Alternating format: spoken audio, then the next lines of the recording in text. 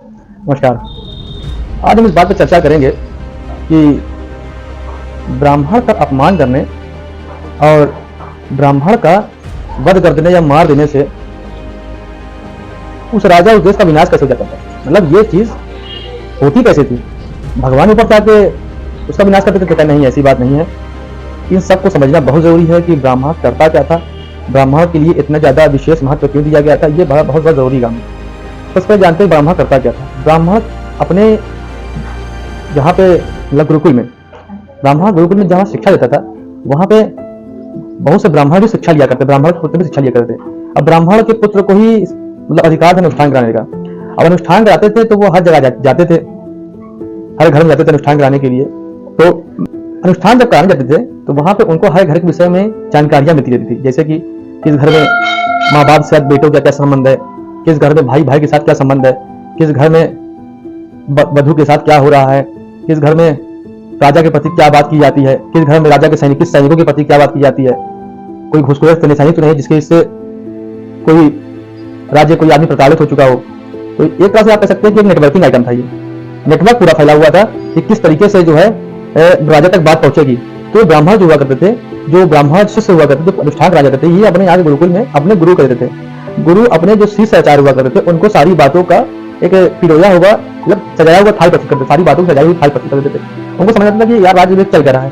जो आचार्य हुआ करते थे वो राजा के पुरोहित हुआ करते थे या पुरोहित के अंडर में रहा करते थे।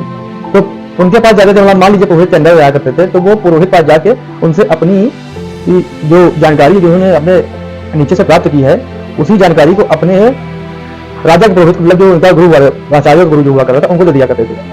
तो वो जो गुरु हुआ करता था वो अपने राजा को सारी बातें बताया करता था। मतलब राजा का बहुत बड़ा कार्य ये करते थे। राज्य एक जगह राज्य बैठे बैठे, आज तो इंटरनेट के जमाना भाई, बैठे बैठे सब जगह जानकारी मिल जाती थी। उस समय इंटरनेट नेट नहीं हुआ करता तो राजा सब जगह की बात जानता कैसे था। सारी जगह की बात जानने का सबसे बड़ा सोर्स ब्राह्मण हुआ करती है। किसी भी घर में घुसना इनके लिए मतलब आसान हुआ करता था। सबसे बड़ी चीज तो ये। दूसरी चीज, अब इनका वध करने से, अब इनका जो है अब अनादर करने से राजा का नाश कैसे होता था, अब ये समझिए। पहली चीज तो ब्राह्मण जो है भिक्षा और उसके भरोसे हुआ करते थे, भिक्षा और दान के भरोसे या दक्षिणा के भरोसे, इस भरोसे हुआ करते थे। उनके आय का सोर्स यही था, मतलब अपने लिए कुछ पैसा खुशता करना हो तो सबसे बड़ा सोर्स यही था कि राजा से दान मिले। इस चक्कर में वो लोग लगे रहते थे, उनके इनकम का सोर्स यही था। अब राजा जो है जब उनका परित्याग कर दे या फिर जब उनकी दक्षिणा भी खत्म कर दे या दान ही ना दे, वो राजा का परित्याग करना उनका फर्ज बनता था। भैया अपनी जान किसको नहीं प्यारी होती है। तो इसी बात पे जब वो एक राज्य से दूसरे राज्य जाते थे तो दूसरे राज्य के जो राजा हुआ करते थे वो हमेशा सोचते थे किसी राज्य का ब्राह्मण हमारे यहाँ जाए। तो जिसलिए ब्राह्मण, जब कोई राज्य का ब्राह्मण किसी राज्य जाता था तो उसकी सेवा बहुत हुआ करती थी, क्योंकि वो अपने राज्य की कुछ बात हमको बता दे। अच्छे ब्राह्मण हुआ करते थे तो वो कभी कभी राज्य छोड़ किसी के राज्य ही जाया नहीं करते थे, वो अपने राज्य में ही रहा करते थे। मगर जब कोई देश से कोई ब्राह्मण निकल के जाता था किसी राज्य में, ये बहुत बड़ी बात हुआ करती थी कि यार हमारे देश का ब्राह्मण जो है दूसरे राज्य में चला गया है।